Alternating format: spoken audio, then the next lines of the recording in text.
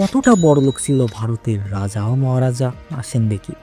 মহারাজা গঙ্গা সিং, স্থান বিকানার, 1887 থেকে 1943।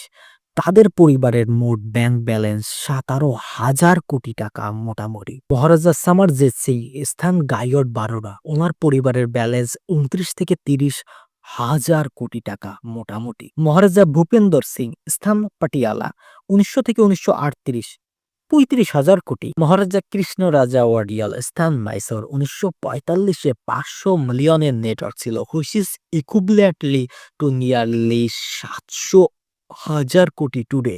নাম্বার 5, মীর আলী ওসমান, 1937-এ he was by the time magazine র্যাঙ্কে নাম্বার 1 সমগ্র বিশ্বের ভিতর। আজকের তারিখের হিসাবে ওনার নেটওয়ার্ক মোটামুটি $243 বিলিয়ন, মানে 22,70,000 কোটি টাকা।